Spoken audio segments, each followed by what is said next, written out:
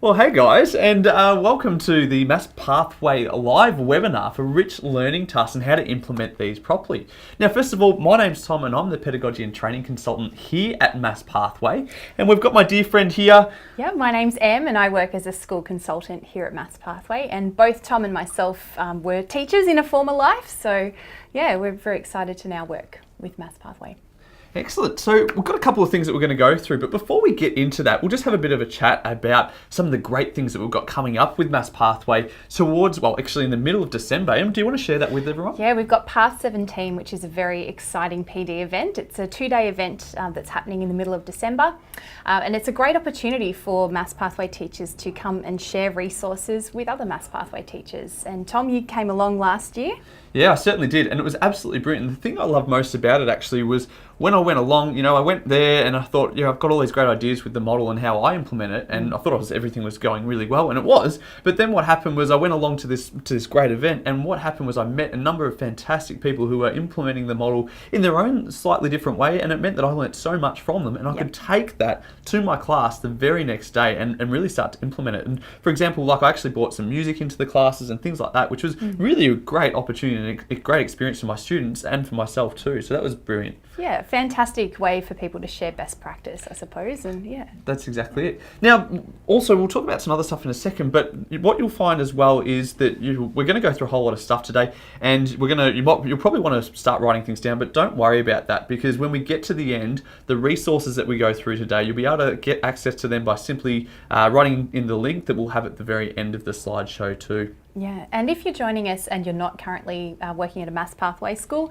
that's fine. This webinar is designed to be accessible for all maths teachers. So yeah, we've definitely got something that's valuable to share with you as well. Excellent. Well, shall we make a start then? I think so. Fantastic. So the very first thing that we're going to talk about is probably some goals that we've got throughout this webinar. Now, one of the first goals is to actually have a look at what is a good rich learning task and what are the different components of great rich learning tasks. And then from there, we're going to actually have a look at a framework that's been developed that will actually go through and explain how to implement a rich learning task well. And if you follow this, then that will really help you out too.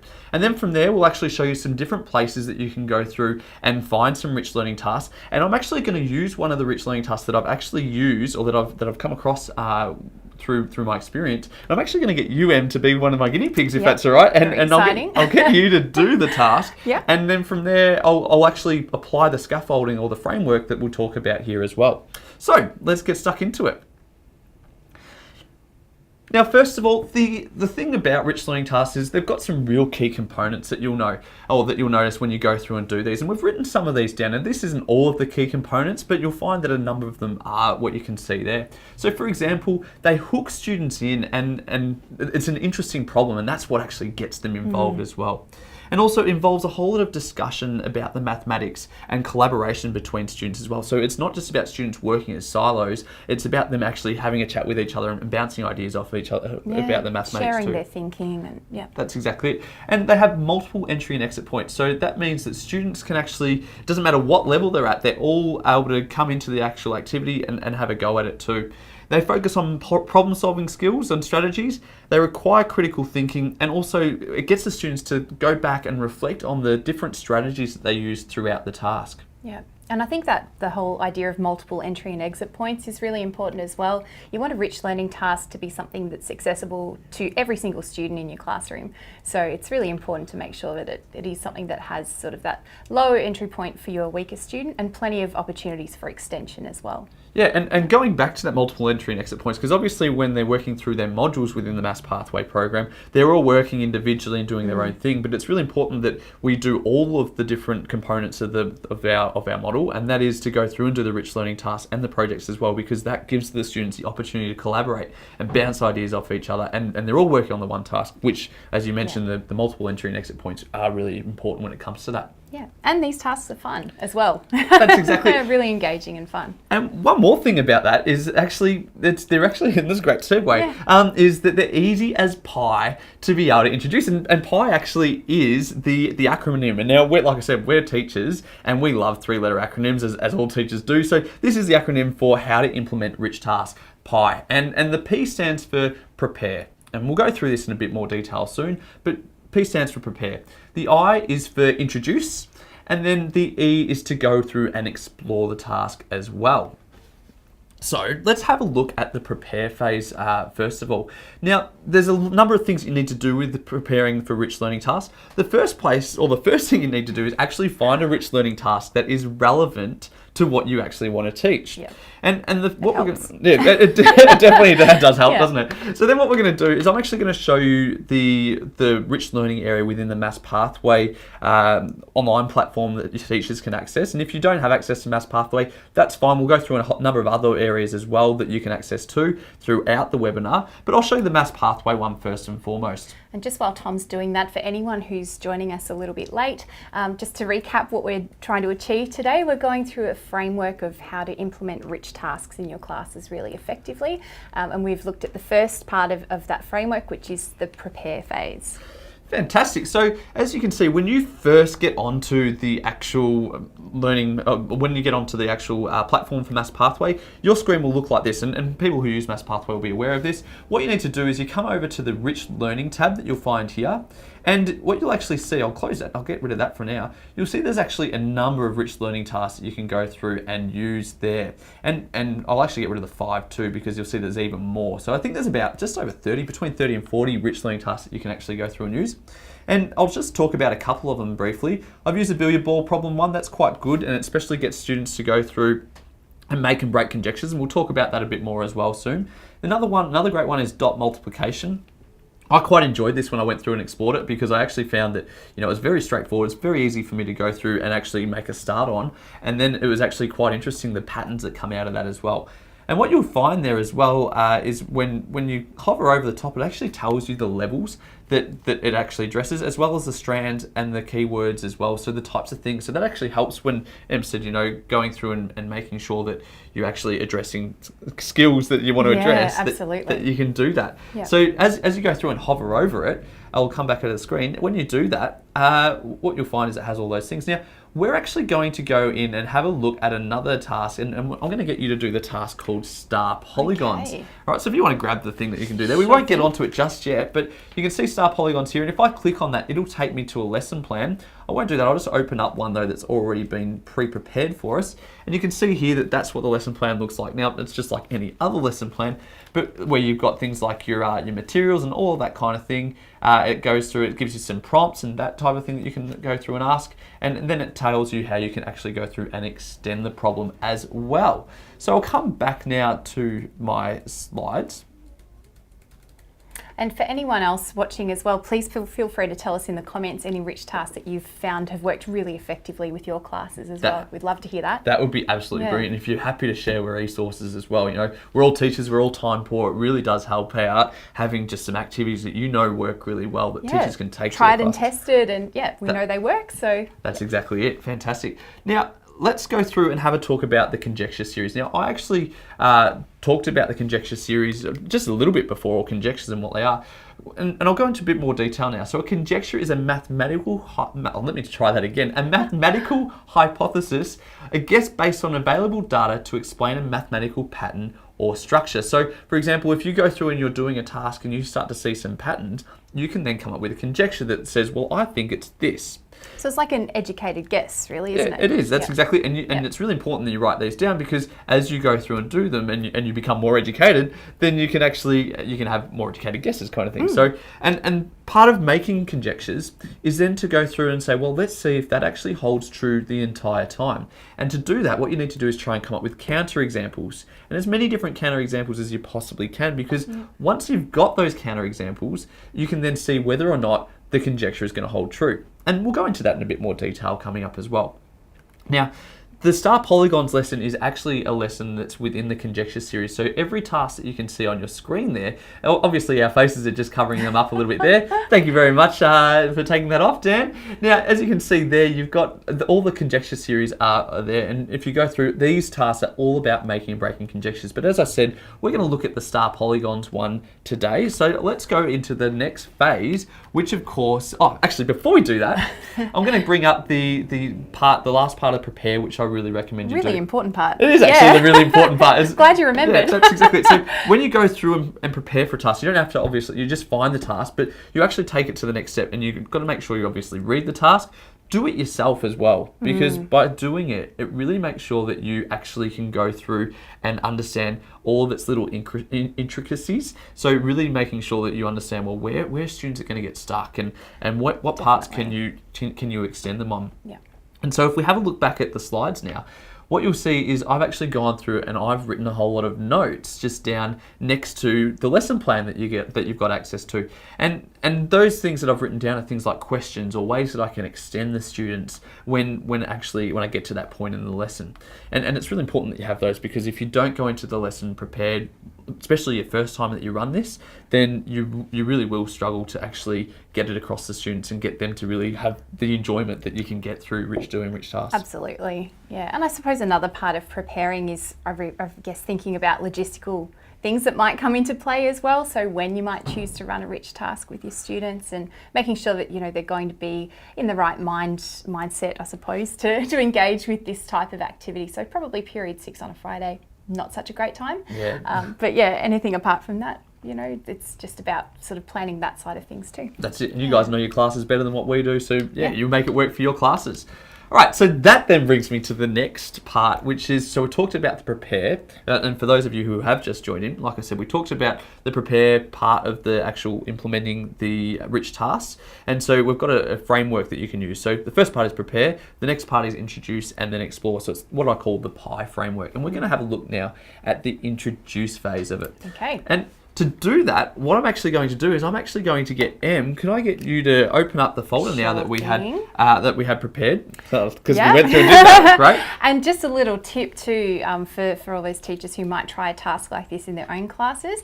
We've opted to use this instead of a whiteboard today. So it's just a display folder where we've actually preloaded some sheets in there, and I'll be able to show you my working using this as essentially a whiteboard. So yeah, good little cheap tip there for any teachers to use. So what you're saying is every student could have one of these just empty at all times, and then if you gave them a worksheet, then they could actually just put this in. It becomes a portable whiteboard. Absolutely. What a great idea. Yeah. Excellent. All right. So yeah, if we want to, a pretty face.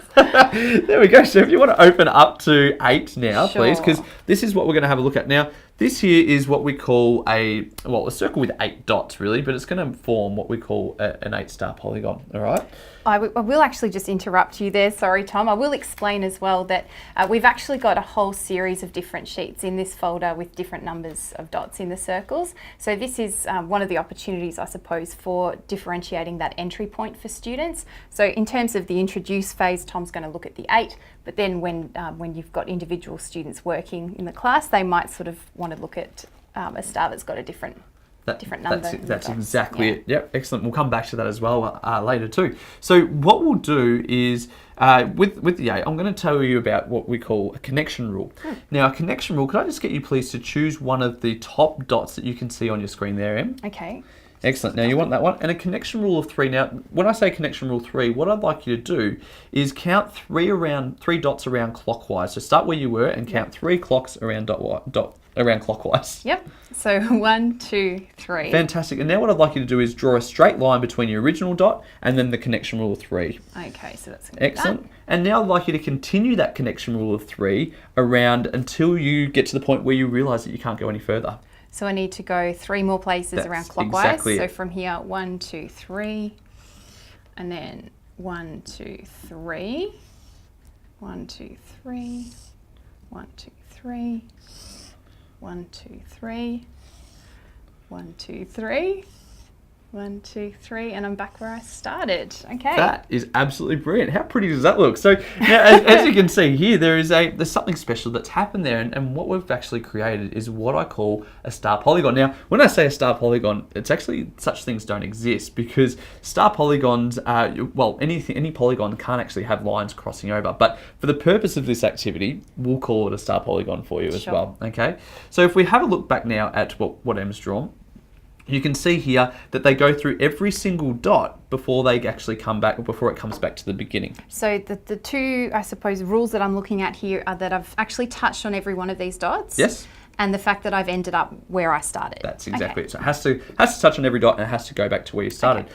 Now, an interesting thing here is what I would ask is, have you got any conjectures that you'd like to make? So anything that you see that you think may be true based on what you've just seen. I haven't given you much yet, but have you got any conjectures? Okay. And also, you guys sitting there at home, if you've got any conjectures, please feel free to type them in here and include them as well, and we can have a look at them too. Yeah, send them through for us for sure. Look, I'm going to assume that more than one connection rule will give me a star polygon for any given number. So I think that not just connection rule 3, I think there might be other rules that will work. Okay, so you think there'll be other rules that work? Yep. All right, well, if that's the case then, let's try and come up with a counterexample to try and break that. Okay. Okay, so let's try a connection rule of 2, see if that will actually work. No worries, I'm just going to erase my whiteboard here. Okay, so we'll start there again. Yep, and a connection rule of 2, of course, will mean you do what? So I'm going to move 2 spaces clockwise. That's exactly and it. then draw a straight line. So 1, 2, 1, 2, 1, 2. And I've ended up back where I started, but I haven't actually touched on every dot. Okay, so therefore, what does that mean? Have we created a star polygon, or have we not? have not created a star polygon. Okay, so now has that proved or disproved your conjecture at all, or are we still not sure? Still not sure at this stage. That's exactly it, because of course your conjecture was that there may be more than one way to actually make a star polygon. Yes, yep. Fantastic. All right, but as we've done that now, have you got another conjecture that you might have? Well, the first one was an odd connection rule, and that worked, and this one's even and it hasn't worked. So I think maybe only odd connection rules will create a star polygon. Okay, so let's write these conjectures down. So the sure. first one, obviously, that you said was that there may be more than one way to make a star polygon. Yeah. And then the second one that you said was only odd numbers will give you a star polygon. Yeah. Fantastic. And just as she writes that down, we're going to go through and we'll come up with one more example that I recommend you show your students when you're running through this activity, because this is an area where students will actually get a little bit confused, and that is a connection rule of 1. So we'll just go through and do that now. Stop there. Excellent. Yep, sure. Helps if you use the duster the right way around, certainly doesn't it? Yeah. does, doesn't it? Right, so a connection rule of 1. Em, could I please get you to use a connection rule of 1, starting at the same dot that you did So I'm last time? starting here, and I'm just going to move 1 space That's exactly it. clockwise. One space So clockwise. I'm really just going to go right around this circle, aren't I? Yep. That's exactly it. And there I am. Now, can you just reflect back on what made a star polygon for us? Okay, so a star polygon needed to touch on every dot. Yes. And it also needed to finish back where it started. Fantastic. So has it done that? It has. So therefore, have we created a star polygon in this one? We have, yes. Excellent. Now, it doesn't look much like a star like we've created before, but it certainly is actually doing that. Now, based on that, have you actually proven your first conjecture to be true? So my first conjecture, more than one way to create a star polygon. Yes, I have. Excellent. Okay. Congratulations. So we know that is true. Awesome. Now, what I'm going to get you to do is go through and explore that. Now, you can use just your 8 dots if you like, or you can start to explore it with other dots too, because you might find as you make conjectures that more and more that you might actually need to open it up a little bit more too. So it's up to you. You can go through and do that. Yep. Whilst I just talk about this, how to introduce the task a little bit more with everyone else. No worries. Excellent. Thanks, Okay. Em. No worries. So if we come back now and have a look at the slides, what we'll do is we'll have a think about things to consider when actually introducing a rich learning task. Now, the first thing that is really, really important, and this probably went on a little bit longer than what I would normally do, because I actually we're going through and showing you guys in great detail, but with your students, try and keep it as short and sweet as possible, because as they're doing this, it's really important that, all you want students to do is just go, okay, let me quickly get started. And as they get started, then they may find some difficulties, but as they're finding those difficulties, you're then roaming around the room and giving them feedback to help them out. And you do that through enabling prompts. Now, enabling prompts can be just simply the questions that you can see on your screen there. So things like, what do you do now? Also, what do you know? And also, what have you already tried? And what are you trying to figure out? Just simple things like that, where you're actually simply getting the students to reflect back on what the task is asking. And by just asking those questions, you'll actually elicit some information to find out exactly where they're struggling too. The next thing is changing the requirements of the task. So to do that, what you can do is just change how the task is being represented, or change the numbers. So for example, as Em was working through and she mentioned before, you can actually change the numbers or the number of dots to make it a little bit easier, a little bit harder for your students as well. And also the number of steps that you give the students in terms of getting them started. So, I've had students who have struggled with this in the past, so then I would just go up to them and I'd just simply talk them through it bit by bit, just like I did with M. Whereas when I introduce it to the whole class, what I normally do is just go through and show them the 3 steps pretty quickly to get them through it. Now, we're going to go through, we talked about the teacher.mathspathway.com is where you can actually find rich learning tasks, but if you don't have access to that, there are a number of other places that you can go. And I'm going to show you this Math for Love one. And to do that, you can just simply type in Math for Love, and what you'll find, who that's actually developed by is a guy called Dan Finkel. Now, you're a bit of a fan of Dan Finkel, aren't you? I sure am. Excellent. And if you do come along to Path 17, you'll have a chance to get up close and personal with him. Excellent. Now, sorry to interrupt you there. No, I didn't that's mean to okay. take your attention off it. Let me just get back to this Dan Finkel website. Now, when you go home, when you go to the Math for Love website, what you'll find is it looks like that when you log in. But then if you just go to free lessons and you simply scroll down, you'll find that once again, just like with the Maths Pathway website, you could actually go through and filter by year level, by Common Core classification. So it's in America, so it actually is a little bit different to what we've got, but you can see here the different ways that you can go through and filter, and you'll see that things like the billiard ball problem, all the actual lessons that we've got in the Maths Pathway one are actually developed by Dan Finkel. So you'll see a number of double ups here of what we've got in the Maths Pathway website as what is actually here. But unfortunately, the star polygons lesson doesn't seem to be here. So you'll need to just get the resources from what we've shown you and made available for you today as well. So let's go back now to the actual slides.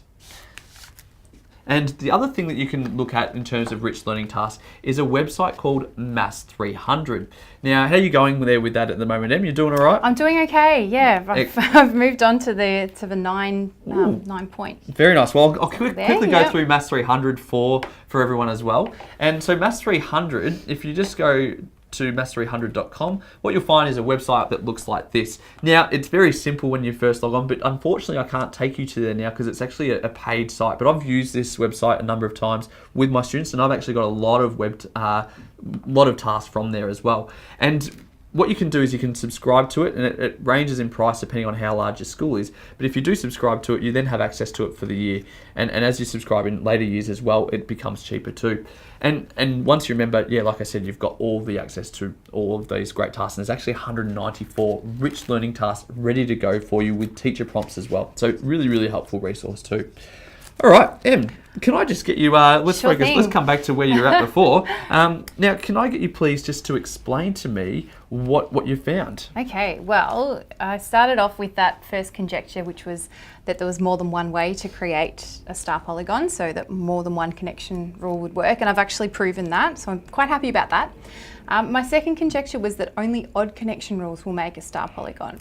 And when I was looking at that on the 8-pointed circle, it was looking like that might actually be the case. But then I decided to experiment with the 9-dot circle, and I found that has actually been, I've got a counter example there. Ah, okay, because of course, so the odd numbers didn't actually work. Yeah, yep. So I've tried it with an odd number of 3, and it hasn't actually worked out. So Well, there you go. Well, and now I've noticed what I really like about what you've done there is I've noticed that you've actually started to write down some things, and you've written down your conjectures as well, and then you've done the same here. I actually would like, and it brings me perfectly into the next part of the lesson, which is actually the part where we go through and explore it in a bit more detail. So let me just, and if you wouldn't mind just having a quick look to see if anyone's actually got any other conjectures Yeah, as for well, sure. whilst I bring up the right screen. yeah, please feel free to share those conjectures with us, guys. That's exactly it. And there we go. So now if we go back, and while Sam has a quick look at that as well, the next stage really is to go through and explore the task. So as you know, we've gone through, and if you've just joined us recently as well, thank you and welcome.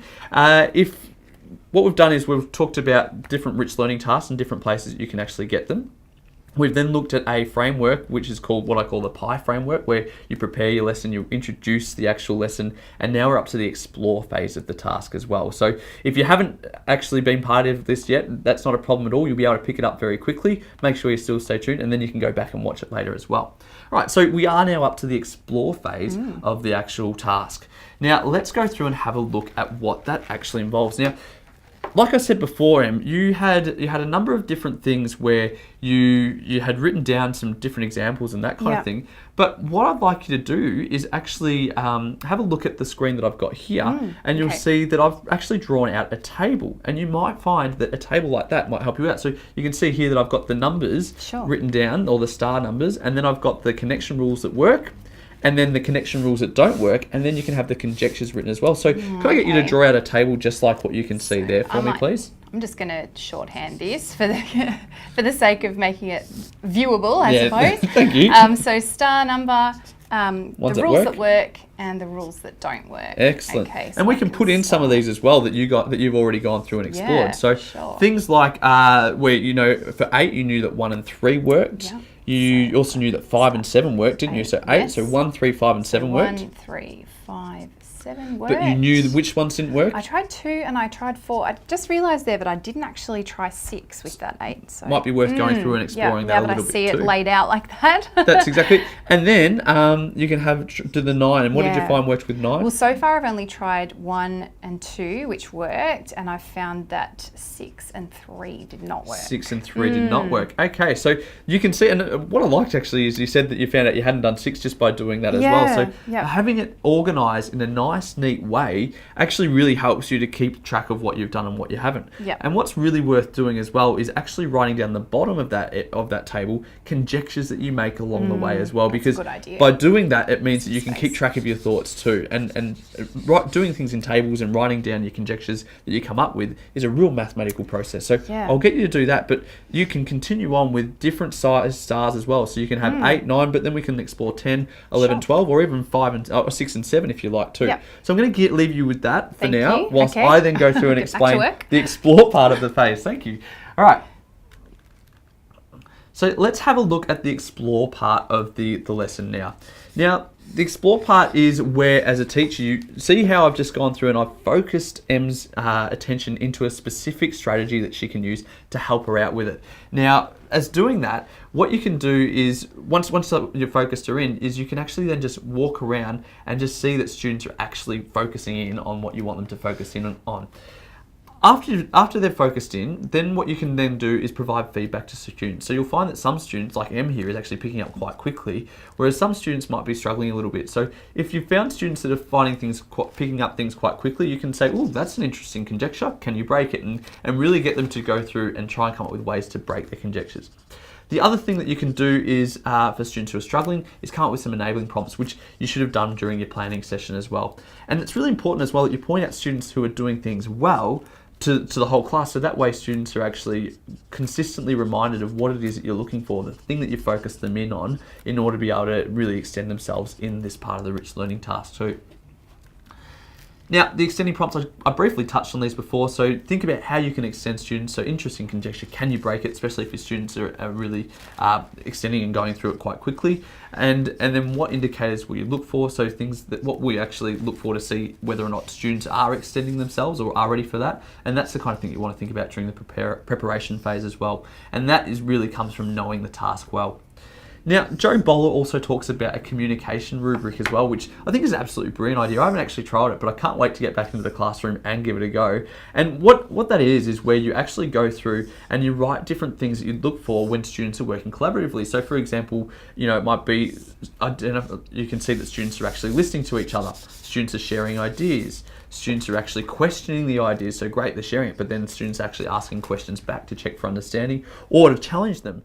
And if you have those different elements of the rubric written down, then you have different groups, you can just simply go and put a tick next to the different parts that you're able to see when the students are doing it. And I think that's a really great way of honing students into really focusing on what matters most, which is probably the communication in these tasks as well, because it's really important that, as mathematicians, we communicate and we get students to do the same thing too, because maths really is more than just going through and doing skill drill types of activities. The left-hand side, for example, it's really about looking at tasks and exploring and recognizing the patterns and the beauty within mathematics.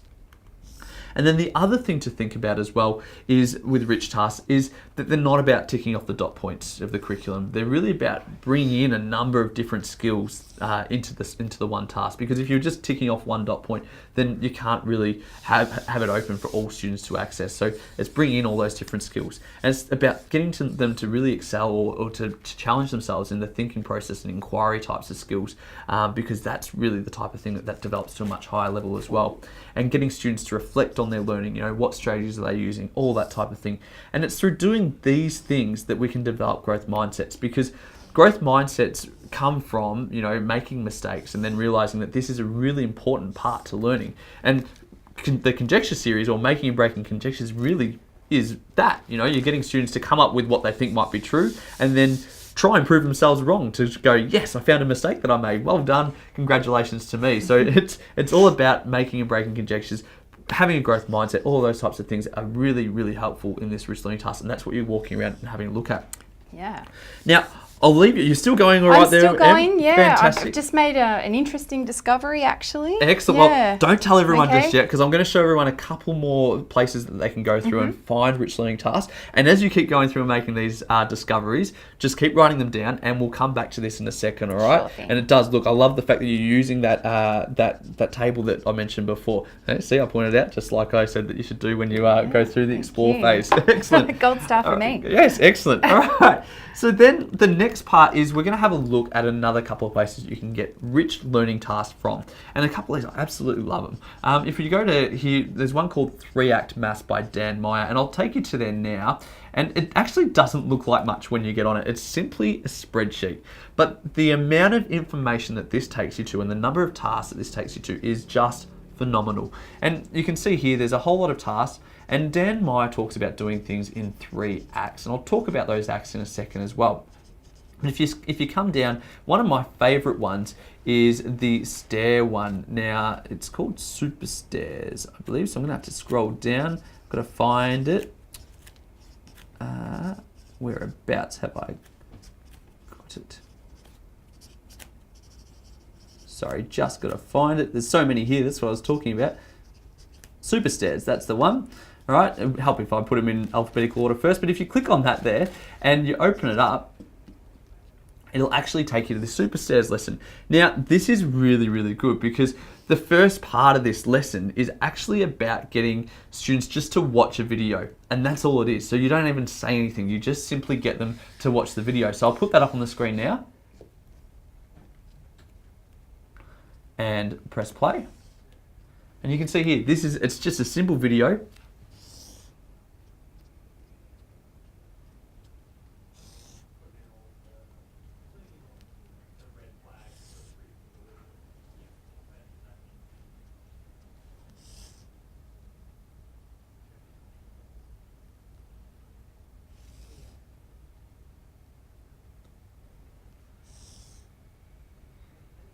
So the first stairs is where he ran all the way to the top, and then the super stairs, as you can see, he runs up 1 each time, and then he goes to 2, then 3, and he increments that by 1 each time. And as a class, as the students are watching this, and you probably found exactly the same thing, is what you'll naturally go to and what you'll ask yourself is, you'll actually have a couple of questions. And, when you go through and do this, the best thing to do is actually get the students to ask their own questions. So I wouldn't even tell the students the questions to ask. I'd say, all right, well, do you guys have any questions about what you've just seen there? What came to your mind?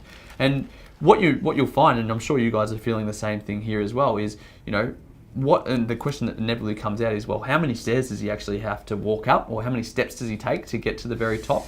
And how long will it actually take him? Because I know when I was watching that video, then it felt like an eternity. It was like, how long is this actually going to take? So the types of activities that Dan Meyer has in his rich learning tasks is actually get students to come up with a question, essentially. Now, as you go through there, that's the first phase, and the students come up with their own question. The next act, or the next phase of it, so he calls them acts, is to actually get the students to think about the information that they'll need. So if the students have come up with their own question, as a teacher, you then focus them into one question, and then you say, all right, well, what information will you need? And you get the students to think about that information. You don't give it to them. You get them to think about, well, what information will they need? And then as through doing that is you can then decide, well, which bits of information do you want to give them versus which bits of information do you want to hold from them? Because once you give them information, you can't take it back. So it's really important that you just let it out a little bit, drip feed it to them until they've got enough information to be able to do, and you only give them enough information to be able to make a start essentially, which goes back to that introduce type of thing as well. Then the last part of the act is to actually go through and watch the video. So if we click on the answer, so students go through and they actually do the maths, and then when they go through and they've gone through and done the maths, they then watch the video to see whether or not they're right or wrong. So as you can see here, it's sped up.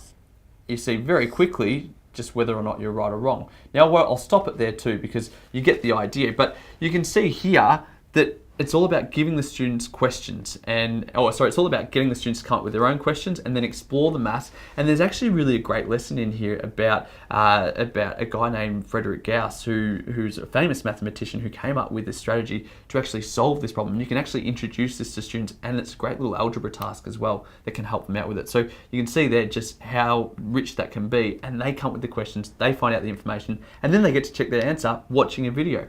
So what I'll do now is, how are you going there, Em? You almost done? Yeah, I've got some other things to share. So fantastic. All right, I won't be much longer. The only other thing that I'll get you to quickly have a look at is this great place called U-Cubed, and I'll get the screen up in a second. The U-Cubed one is another fantastic resource that you can go to actually explore rich learning tasks or define rich learning tasks. And to do that, you just go tasks and more. And it was put together by Joe Bowler and Stanford University. And you can go through and have a look at that. It's in tasks. And it's simply, once again, like all of the other ones, you can go through and filter, and there's a number of tasks there that you can get that are rich learning tasks you can take to your class the next day. Obviously, go through and trial them yourself first. All right, let me just bring up the screen one last time. Excellent. So, Em, can I just get you to go through now and share with me the types of things you found, please? Yeah, no worries. So I was really exploring that connection, that conjecture that the connection rule of 1 will always make a star polygon.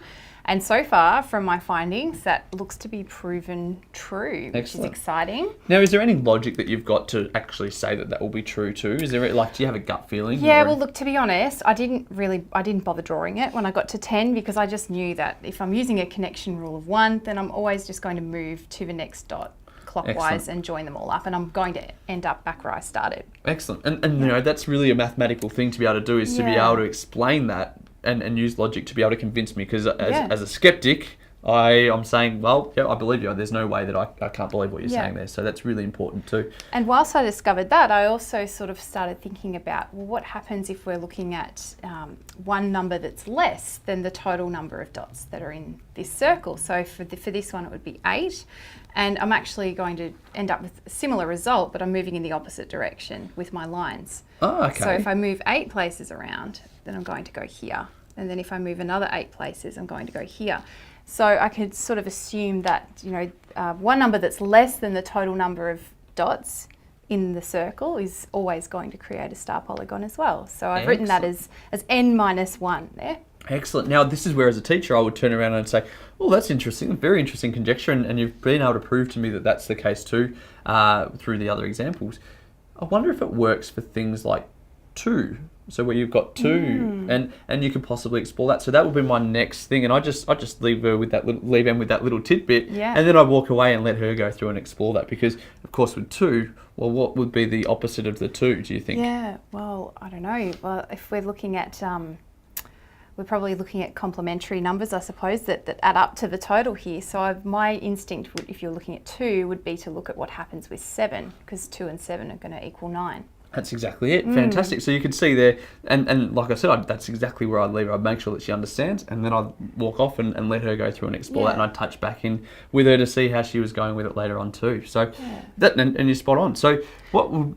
I was just going to say, another way that you can sort of, I suppose, draw out more of your students' thinking is to ask them if there's anything interesting that they've discovered. So they may not have yet sort of formalised it in terms of having a conjecture or having a counterexample, but if they've found anything else that's interesting. So I took a couple of notes when I was looking here at the 10-pointed circle, and I found that a connection rule of 6 made a 5-point star, and that a connection rule of 4 also made a 5-point star. So that was the beginning of an investigation that I thought was quite interesting, and I might like to do a little bit more thinking around why that might be the case. Okay, and then of course when you do that, that's where another conjecture could come to fruition. Yeah. Excellent, I love that. Yeah. Absolutely brilliant. Now, I'm actually not going to tell you the answer to this today, Em, as well, and the reason I do that is, and I'm not going to tell you guys either, and the reason I'm doing that is because I feel like I'll be robbing you guys of your learning, and it's because as soon as I tell you the answer, or as soon as a teacher tells you the answer, then it means that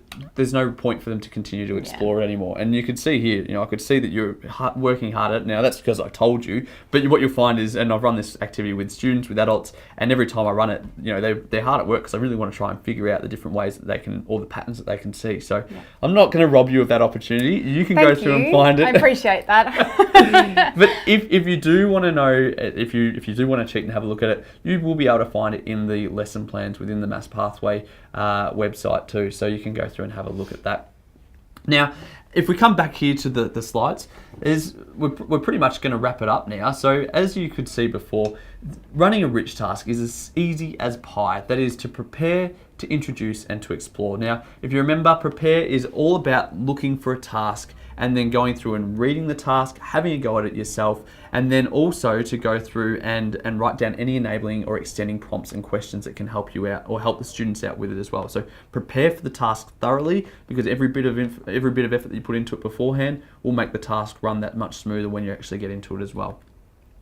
The next part is to introduce. Now, you want to keep this part short and sweet. You want to make sure you just give the enough information to students so that they can go through and just play with the task. You don't want to give them strategies on how to solve it or anything along those lines. Just give them enough information to get started. And check for understanding as they go through and do this as well. And also look for examples where you can hold up to the students to show them, who's doing this task really well, or, what other things could we possibly use or strategies could you use. But really make sure that students understand the task before you go into the explore phase of the lesson. But I think short and sweet is the key, isn't it?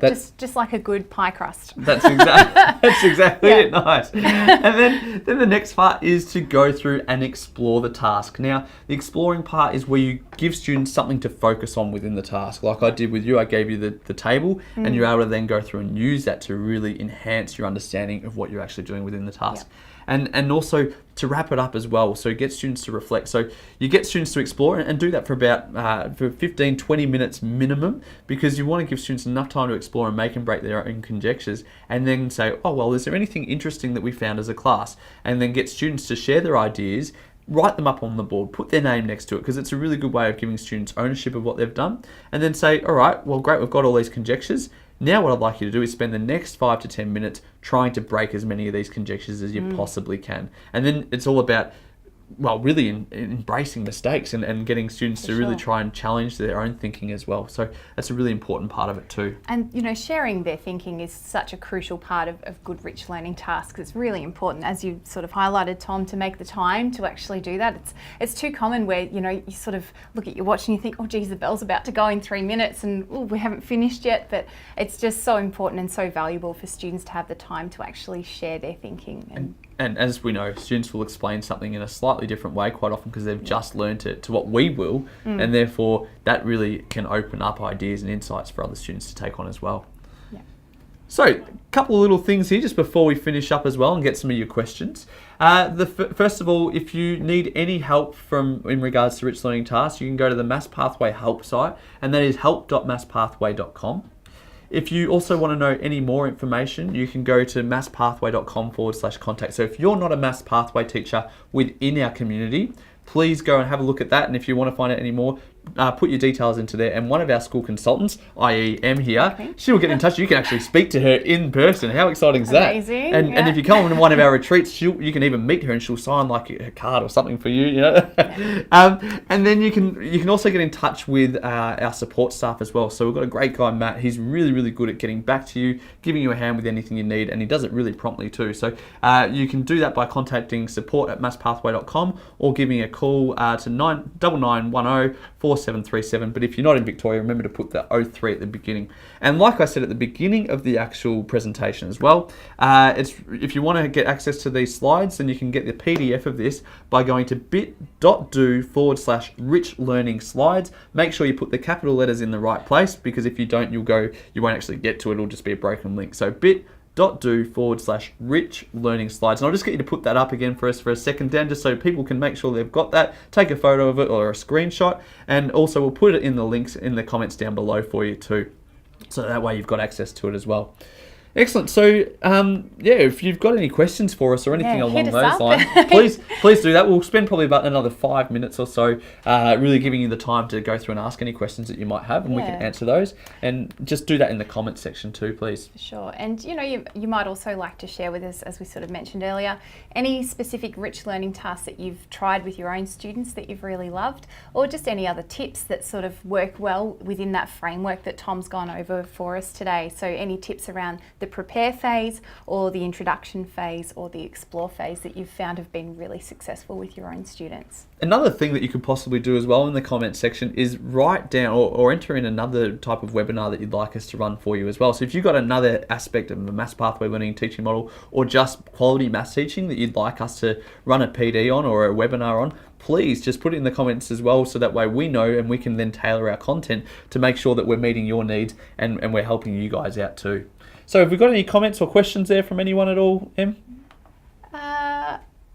I think Chris Hill has said, he's mentioned Spirograph. I think he's referring to the classic toy of yesteryear, which had those little, the spiral thing you put the pen in and it comes out with a star design. Yeah, definitely. And it may even be a rich learning task as well. And if Chris, if there is one that goes with it and you're happy to share it, we'd love to be able to share that with everyone fantastic. too. And if you want to just send it through to us, we can then put it out using our ways, or you can share it in the comments too.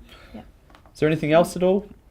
No, I think we must have been really clear. Well, Everything's just crystal clear, so excellent. That's great. Hi to my brother who's tuned in and watching. Nice little plugs there. Yeah, excellent. Do you want to tell the business name and all that?